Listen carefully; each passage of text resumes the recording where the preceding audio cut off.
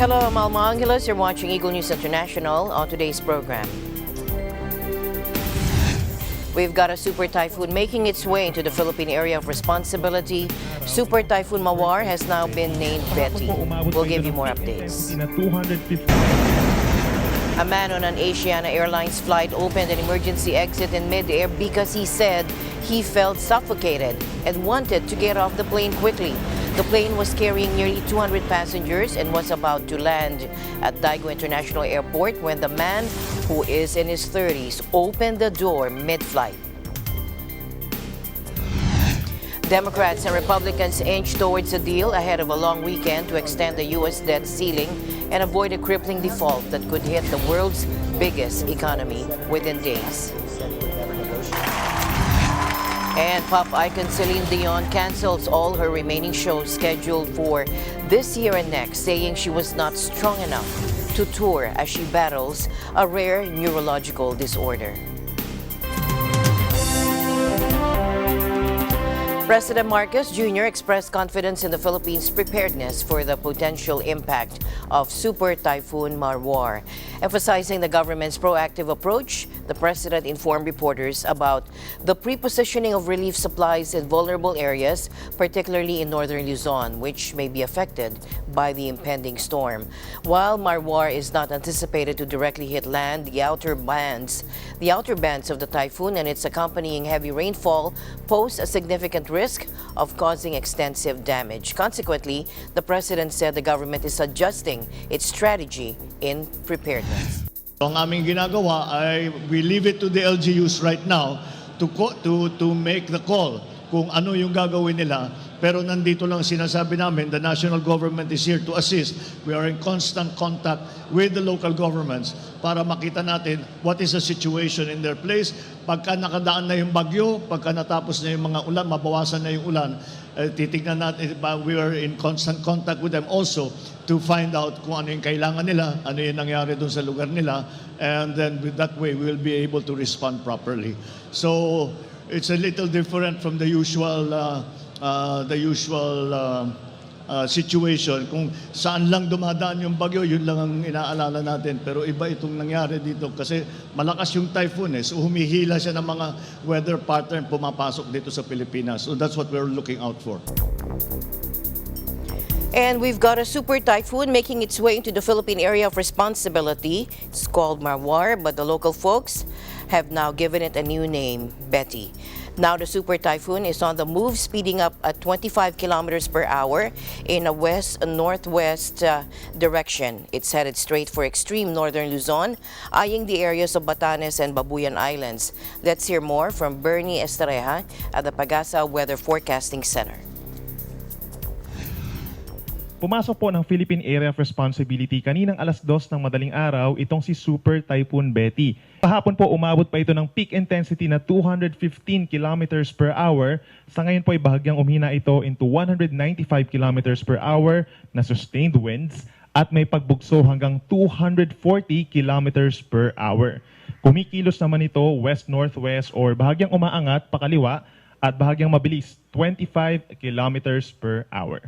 So sa susunod na 2 araw or over the weekend, generally west-northwest yung pagkilos nito at mananatili pa ring malakas as a super typhoon. So between 185 hanggang 195 kilometers per hour yung lakas, pumupunta po sa direksyon ng extreme northern Luzon. Pagsapit naman po ng Lunes hanggang sa Miyerkules, ito yung pinaka-crucial na part dahil kung mapapansin po nila, pinakamalapit ito sa ating kalupaan, particularly dito sa may Batanes and Babuyan Islands, around 250 hanggang 300 kilometers away na lamang mula dun sa kanyang mata. Kung mapapansin naman po nila, ito yung area, yung yellow circle, area kung saan pinakamalalakas yung hangin at posibleng mahagip ng direct effect nitong si Bagyong Betty. So kapag lumapit itong 500 to 600 kilometers na radius nitong si Betty, dito po sa malaking bahagi ng Northern Luzon, simula po sa Sunday hanggang sa Wednesday, so posibleng makaranas po at mahagip ng malalakas na hangin at malakas na ulan itong malaking bahagi po ng Cagayan Valley, northern portion of Aurora, ito rin pong northern and eastern portions of Cordillera Region at ang Ilocos Norte and even Ilocos Sur. Inaasahan naman po from Monday to Tuesday, kung mapapansin po nila, magiging mabagal. So crucial din po itong part na to dahil kapag mabagal ang isang bagyo, mas matagal yung epekto ng hangin at ulan dito sa ating mga kababayan sa Northern Luzon. At kasabay niyan, yung southwest monsoon or habagat na siya magdadala po ng maulang panahon dito sa western sides of Luzon, Visayas, and Mindanao ay maaari po magtagal din simula po sa Lunes hanggang sa Miyerkules.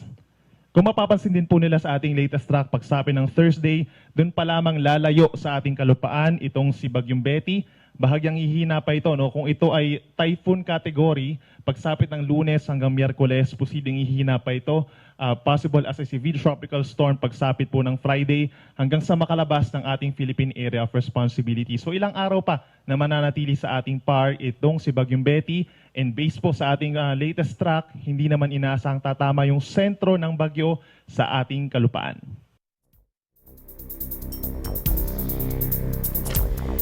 Now, hold on tight. Some wild news for you. Picture this. There's this Asiana Airlines flight.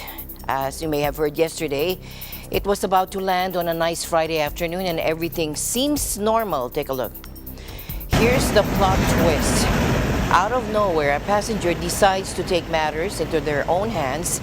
They go ahead and open one of the emergency exits while the plane is preparing to touch down. And here's the crazy part. The passenger sitting near the emergency exit just decided to casually open the door like it's no big deal. They touched the lever, the door swung wide open while the plane was still about 200 meters above the ground.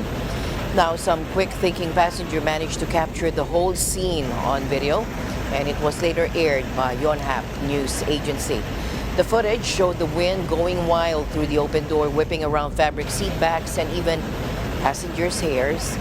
Now, don't worry too much because the plane did manage to land safely, but unfortunately, a few people had to be rushed to the hospital. Now, the man who caused chaos was reportedly feeling suffocated and desperate to get off the plane, according to South Korean police.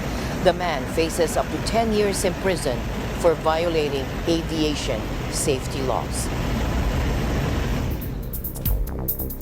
And listen to this, there was quite a stir when a guy crashed his car into the gates of the UK Prime Minister's Downing Street complex in London.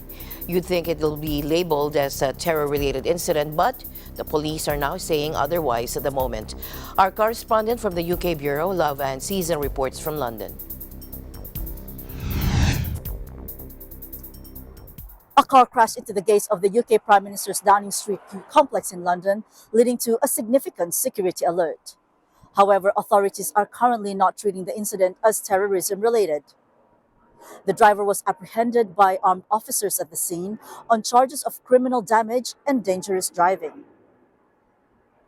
The collision occurred in the afternoon, causing no reported injuries. Prime Minister Rishi Sunak was reportedly inside the building, which serves as both his office and residence, but left shortly after the incident. Videos captured a silver car driving slowly across Whitehall, emerging from a gated area near the Ministry of Defense and eventually coming to a halt after hitting the large metal gates protecting the entrance to Downing Street. Police set up a cordon around the vehicle, identified as a Kia, with its trunk open. A small cordon remained in place outside Downing Street for about 2 hours following the incident, while local officers in Westminster continued their investigation.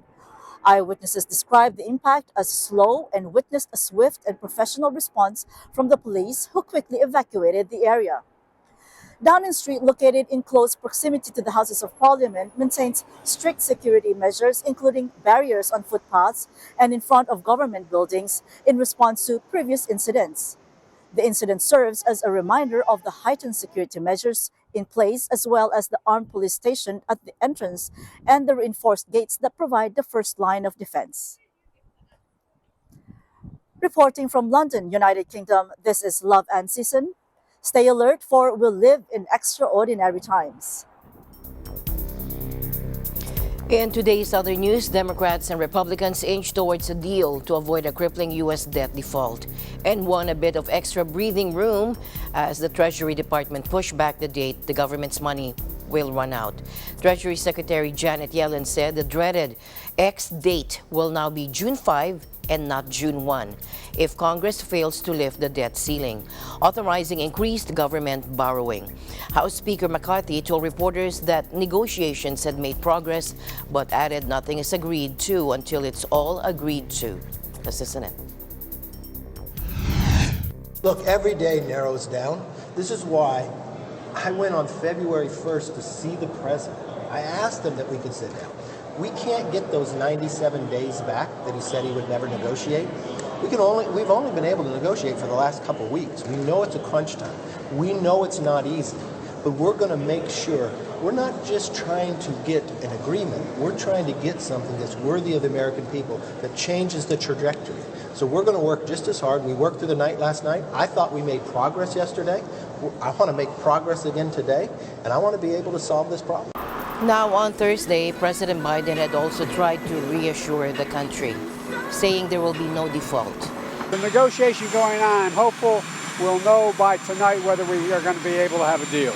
The debt ceiling raise is an annual accounting maneuver that usually passes with relatively little notice. It simply allows the government to keep borrowing money to pay for bills already incurred through the budget. Now, this year, the increasingly hard-right Republican Party has decided to turn the debt ceiling into leverage to force President Biden to roll back favorite Democratic spending priorities. Republicans call this taking responsibility for the $31 trillion national debt. You have the most revenue in the history of coming in, but when the Democrats were in power, they spent the most money. So we have the most expenses going out, the expenditures. It's not a revenue problem, it's a spending problem. And then you have the highest amount of debt. Don't you think that would finally wake them up to be sensible? Now look, I don't want to point things out, but we have a new here with CNN.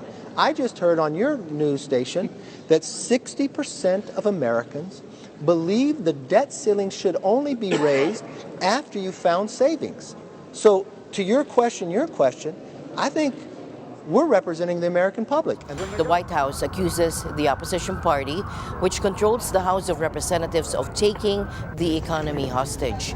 Economists have spent months raising the prospect of economic catastrophe should the government default, and top military brass added their own dire prognosis, warning that the crisis would have a significant negative impact on U.S. troops. I think there's no doubt whatsoever that there would be a very significant negative impact on the readiness, morale, and capabilities of the United States military if we defaulted and didn't reach a debt ceiling thing, as well as reputational damage internationally and so on. I think I wouldn't characterize it, I wouldn't use words, to say catastrophic or not. I'm not an economist, but I think it would be very, very significant without a doubt, and it would have absolutely clear, unambiguous implications in national security. Meanwhile, an economist has emphasized that the ongoing impasse within the government regarding the U.S. debt ceiling could result in significant adverse consequences. The Economist highlights the potential negative impact of this situation, drawing attention to the potential risks and implications it holds for the economy and various sectors. Take a look. So the U.S. reached the debt ceiling earlier this year, and over the past 4 or 5 months, Treasury has used accounting maneuvers to try to delay the need to raise the debt ceiling. But we're now approaching the X date at which Treasury will need to raise the debt ceiling, because if there isn't an increase in the debt ceiling, then essentially Congress will have to cut spending, government spending, to be equal to government revenues, and that entails a hit to the economy worth about 4.5% to 5% of GDP. So in the past, Congress has been usually rapid to raise the debt ceiling or suspend it, but there have been a few instances in the past where Congress has not raised the debt ceiling in time or at the 11th hour, and that has occurred in the past, including in 2011, when Republicans and Democrats waited until the very last minute to raise the debt ceiling. This time again, there are tensions between Democrats and Republicans, and there is a lot of opposition to raising the debt ceiling without any accompanying spending cuts. That means that we're, again, at the very last minute to raise the debt ceiling before this potential X date. So in the current environment where we have uncertainty as to Congress's ability to raise the debt ceiling, any type of further delay could have consequences beyond the economic and financial market ramifications. You could see a significant negative impact on investor confidence, on business confidence, and on consumer confidence, which would amplify the initial economic and financial market impact. So in a case where Congress would not be able to raise the debt ceiling, the consequences for the economy would be quite severe. There would be an immediate economic hit because government would have to cut government spending by about 4.5% to 5% of GDP. And there would be significant financial dislocations in the form of severe plunge in stock prices, a rise in volatility on financial markets, as well as a potential significantly negative hit to both consumer and business. So the US dollar is the reserve currency of the world. We have often seen that in times of uncertainty, in times of stress, investors have taken refuge in US dollar denominated assets. In the current type of environment, if there is this incapacity to raise the debt ceiling and therefore this need for Congress to cut government spending and questions around the prioritization of interest payments on the debt, you may start to see investors shy away from US dollar denominated assets, including Treasury securities, and seek refuge in other potential safe havens like the Swiss franc or the euro. Meanwhile, the International Monetary Fund has some interesting insights to share about the U.S. economy. The IMF's managing director, Kristalina Georgieva, told reporters that the IMF doesn't think the U.S. is headed for a recession. Now, that's some good news. However, there's a little twist to that story. It seems like inflation might be a bit of a troublemaker because it's expected to stay above the Fed Reserve Bank's target of 2%, not only this year, but also the next. Let's listen in. On a Q4 to Q4 basis, we expect the economy to grow by 1.2% this year and retain momentum into 2024. Unemployment we see as rising slowly to get close to 4.5% by end 2024, still a fairly strong labor market. Now, this resilient demand and the strong labor market are something of a double-edged sword. They have been certainly a boost to American families, but they have also contributed to more persistent inflation that had been anticipated. We now expect core PCE inflation to fall only slowly, ending this year at around 4%. And we see inflation remaining above the Fed's medium-term target throughout 2024. That takes me to my second point. Bringing inflation firmly back to the 2% target will require an extended period of tight monetary policy. Earlier in the day, she met with U.S. Treasury Secretary Janet Yellen and Fed Chair Jerome Powell. She said that they had discussed the impasse over raising the debt ceiling and impact on the global economy. We are very keen to see a resolution as soon as possible. Let's remember we are now in the 12th hour. So coming with a good outcome for the U.S. and for the world economy is paramount.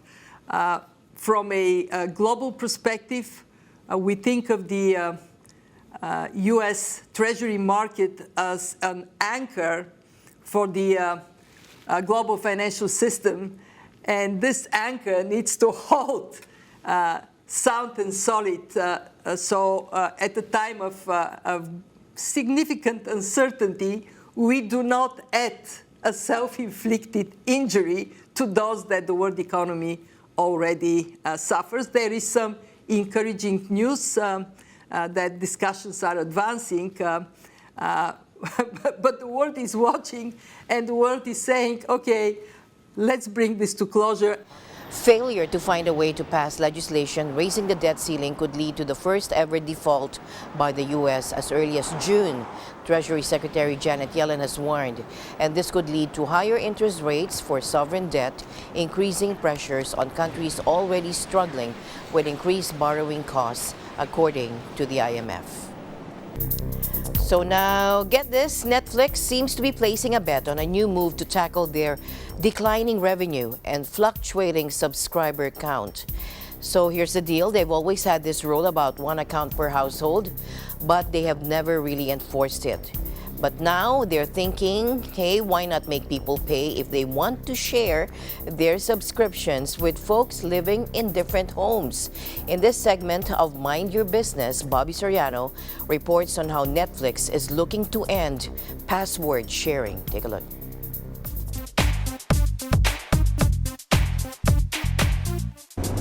Do you share your Netflix account with a friend or maybe a relative not living with you? Well, Netflix is putting a stop to that as the company has officially expanded its crackdown on users sharing their password. The company confirmed in a statement that a Netflix account is for use by one household and will be expanding their policy of not allowing users to share their password to over 100 markets, including the United States and Canada. The policy change is intended to shore up the company's main revenue source. As of the end of Q1 2023, Netflix had over 232.5 million paying subscribers globally, making it the largest streaming television service in the world.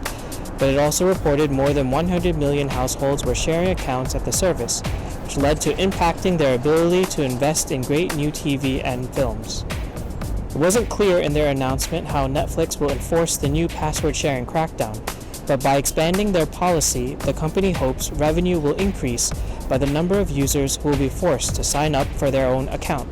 Netflix has experimented with borrower or shared accounts in which subscribers can add extra users for a higher price or transfer viewing profiles to separate paying accounts.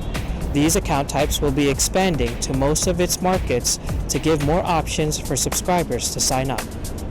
Subscriber growth has slowed considerably since the pandemic, when households had no real option for entertainment outside of their home. Competition for viewers has also increased with the rollout of streaming services by Amazon, Paramount, Comcast, and Warner Bros. Discovery, owner of HBO. But Netflix is confident that their original programming and movies will be enough to keep users from canceling that monthly fee. Bobby Soriano, New York, New York. Eagle News, we live extraordinary times. And a massive wildfire in western Spain, so bad that it's forced the evacuation of 700 people from several villages. The fire has already ravaged 3,000 hectares of forest and scrubland. The firefighters are doing everything they can to contain it, but it's a tough fight. Our correspondent from Spain, Marco Alipio, reports from Barcelona. Firefighters and soldiers battled a wildfire in western Spain on Friday. The forced evacuations of hundreds of people from nearby villages. The fire broke out on Wednesday near the village of Pino Franqueado, the sparsely populated region of Extremadura. The regional agriculture minister, Begoña García, said the fire was started intentionally. At least 550 people from several villages have been evacuated because of the risk of the flames. Y como no hay una política forestal de limpieza y de arreglo de los montes, esto va a ser... Los incendios se apagan con prevención. Ahora ya lamentarnos no sirve de nada. No sirve de nada porque, fíjate, ha venido desde Burdes, se ha metido a Sierra de Gata, pueblos desalojados, los vecinos todos preocupados. Esto tiene que cambiar o vamos a ser pastos de las llamas y sobre todo este verano. Spanish Department of Homeland Security said the battle against the blaze was evolving unfavorably, mainly due to the strong winds. Over 275 professionals, backed by 14 water aircraft, were working to put out the flames. The firefighting teams included some 165 soldiers from Spain's Military Emergencies Unit, the UME. Mi casa está en la parte de arriba de Cadalso y el fuego ha rodeado la parte donde está mi casa. Y no me dejan ir a buscar a los animales, ni a los míos ni a los de mis padres. He estimated the blaze had so far ravaged up to 1,500 hectares, 3,700 acres of land. Prime Minister Pedro Sánchez said in a tweet that he was following the evolution of wildfire very closely. Spain, which is experiencing long-term drought after 3 years of below-average rainfall, has experienced multiple wildfires already this year. In 2022, a particularly bad year of wildfire in Europe, Spain was the continent's worst-hit country.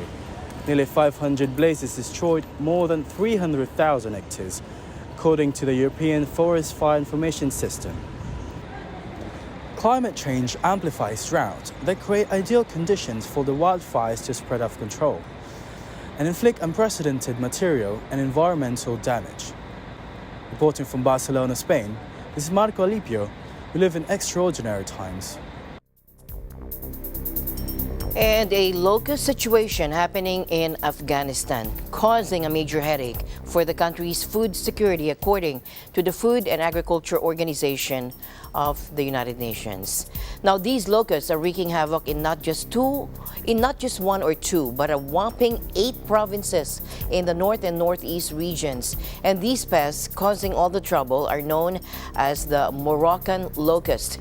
And they're ranked among the nastiest plant pests when it comes to economic damage. A real nightmare for agriculture and the overall well-being of the affected regions. Take a look.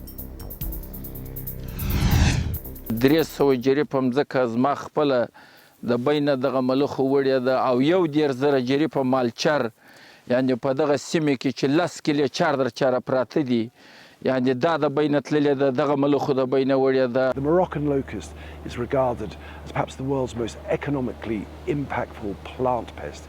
It eats more than 150 plant species, more than 50 food crops.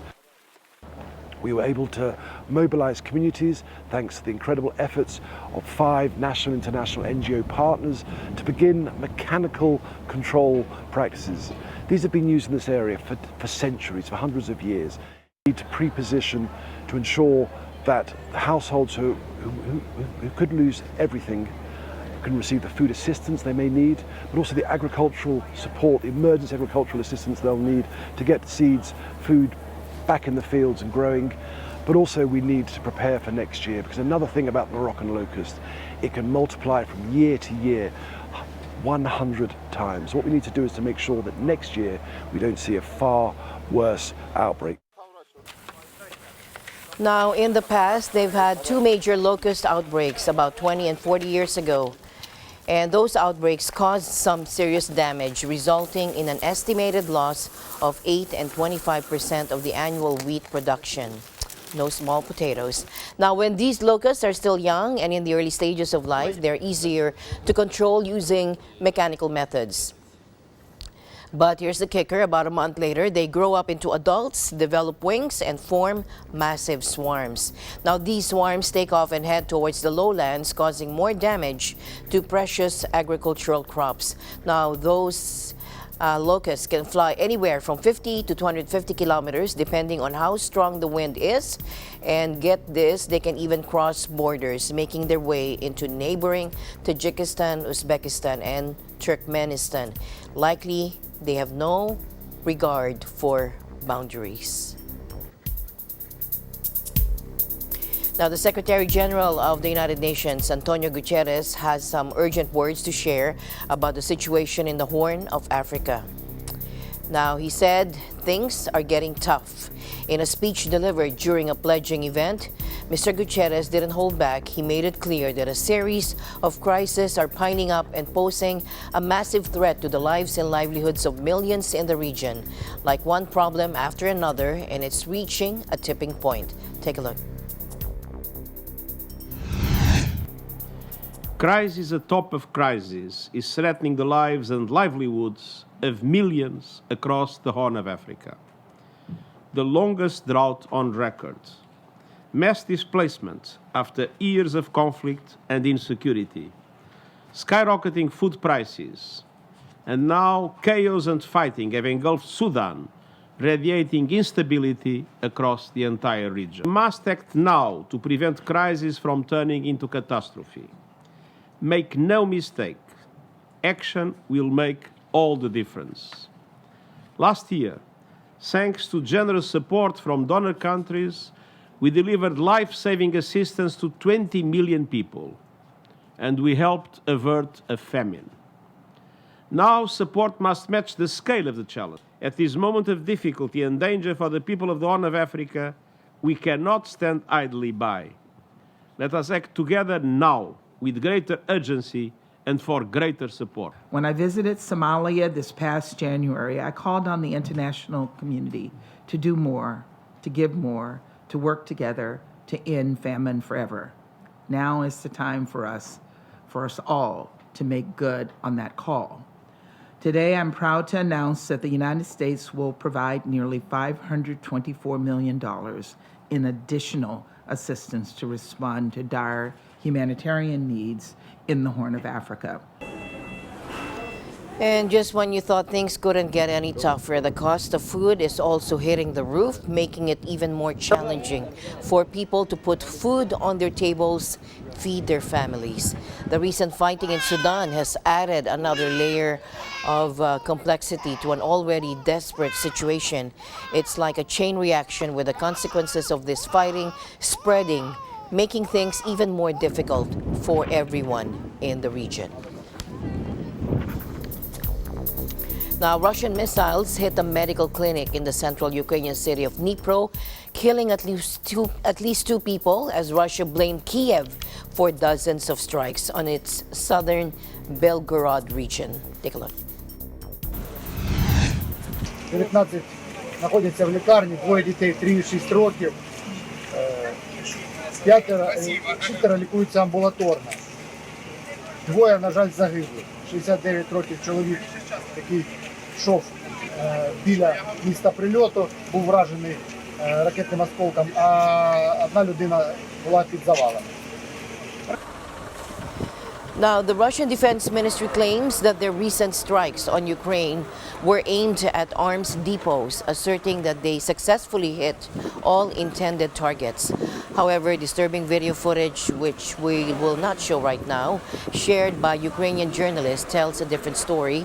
In the footage, there were rescuers assisting people, their faces bloodied as they navigated through corridors filled with rubble in a desperate bid to escape.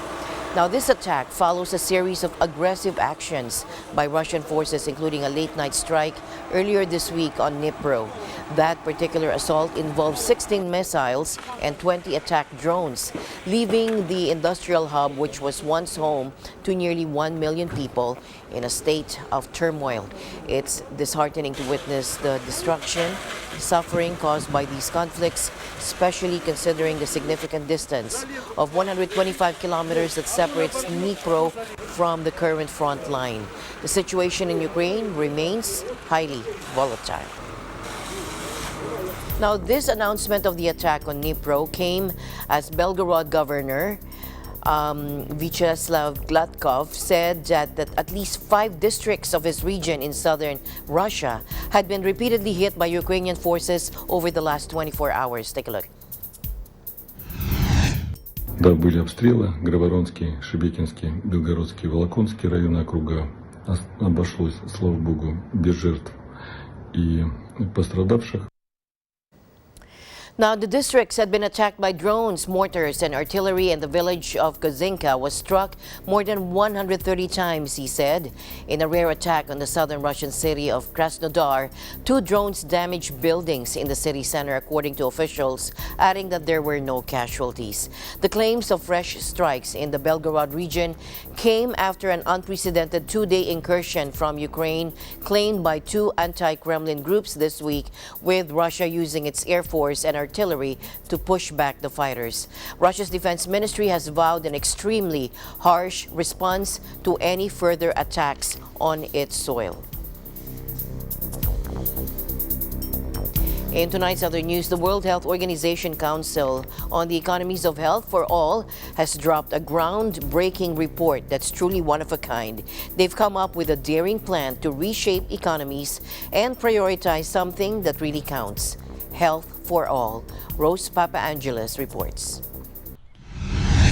The WHO Council on the Economics of Health for All puts forward a new narrative to reorient economies on delivering health for all across 4 interrelated themes: valuing and measuring what matters through new economic metrics, financing health for all as a long-term investment and not a short-term cost, advancing health innovation for the common good, and strengthening dynamic public sector capacity to achieve health for all. Launched in conjunction with the 76th World Health Assembly, the report provides a new framework built on these 4 pillars. So are we more prepared now than before? The report says no, because we have not treated health for all seriously. We have not designed business models. We have not designed government structures. We have not designed public-private partnerships to be outcomes-oriented.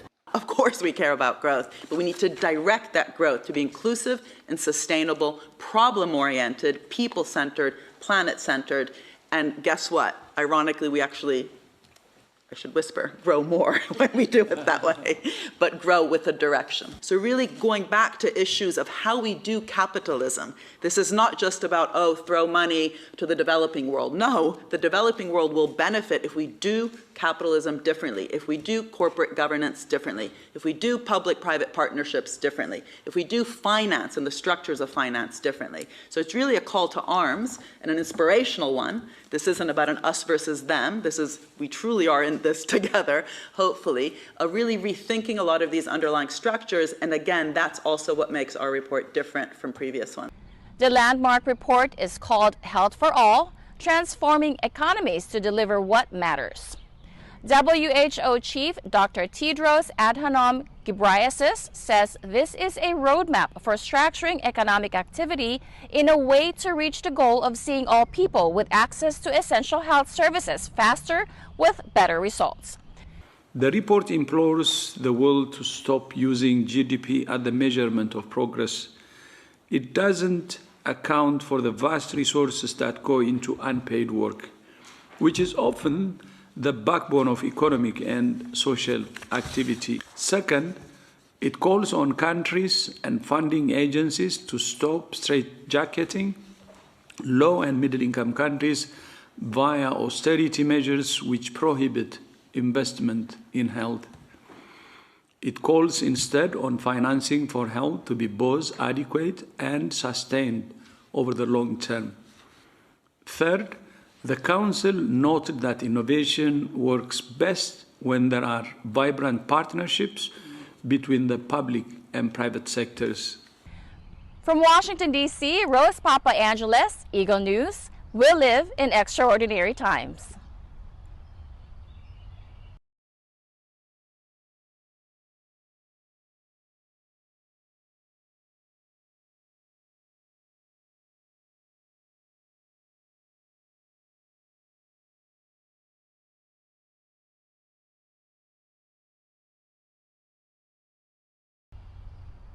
Thanks, Rose. Heartbreaking news for Celine Dion fans. The beloved pop icon announced that she's canceling all her remaining shows for this year and next. The reason behind this tough decision? Now, Celine is currently battling a rare neurological disorder that's taking a toll on her strength. Take a look.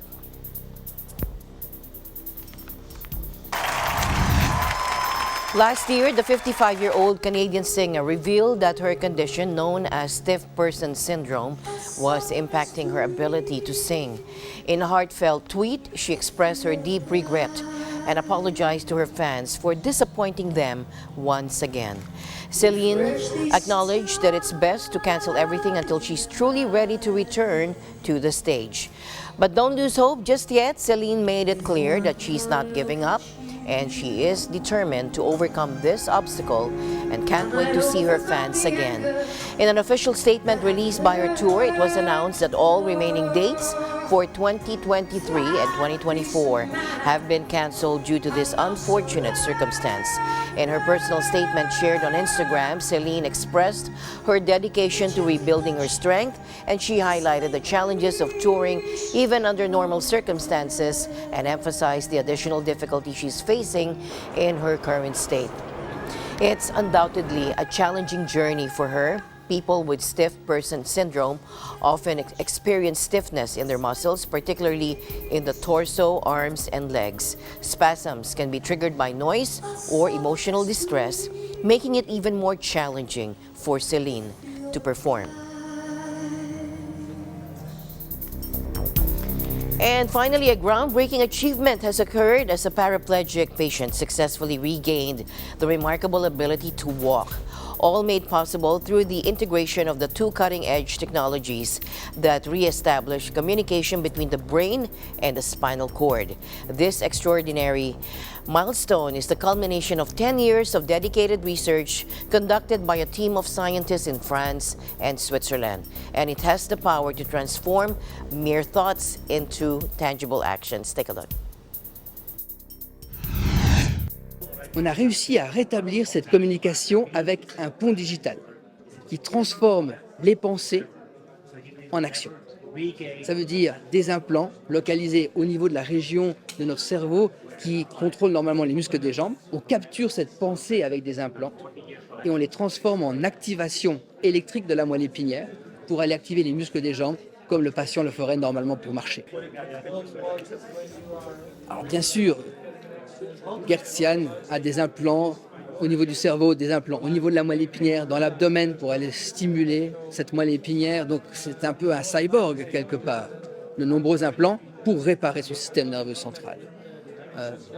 Notre but, c'est vraiment d'améliorer son quotidien, sa qualité de vie. Il faut bien calibrer les attentes. Il ne marche pas normalement comme vous et moi. Mais pour la première fois dans l'histoire de l'humanité, on a réussi à reconnecter deux régions du système nerveux central qui sont séparées du fait d'une lésion de la moelle épinière. Et grâce à cette reconnexion, une personne peut tenir debout et remarcher pour la première fois. Now, this latest research combines the spinal implant with new technology called a brain-computer interface, which is implanted above the part of the brain that controls leg movement. The interface uses algorithms based on artificial intelligence methods to decode brain recordings in real time. Now, this allows the interface, which was designed by researchers at France's Atomic Energy Commission, or CEA, to work out how the patient wants to move their legs at any moment. The data is transmitted to the spinal cord implant via a portable device that fits in a walker or small backpack, allowing patients to get around without help from others. The two implants build what the researchers call a digital bridge to cross the disconnect between the spinal cord and the brain that was created during Gert Jan's accident. Now, there was another positive sign. Following 6 months of training, he recovered some sensory perception and motor skills that he had lost in the accident. He was even able to walk with crutches when the digital bridge was turned off. It might not be for everybody because it's not only implanting the system and then you can walk. It's still a hard period of training. And they told me, no, we can't help you. I could move my arms and they said, like, be happy with this. But I never believed that I couldn't walk anymore. At this point, it was not based on anything, actually, but I still kept hope. So, when could this technology be available to paralyzed people around the world? Mr. Sharvit cautioned it'll take many more years of research to get to that point. But the team are already preparing a trial to study whether this technology can restore function in arms and hands. They also hope it could apply to other problems, such as paralysis caused by stroke. As always, I'll end the week on a thoughtful note. Our ability to look back and smile at our past is proof that God's plan is to keep us moving forward. This has been Eagle News International. I'm Alma Angela. Stay alert, stay informed, because we live in extraordinary times. Good night.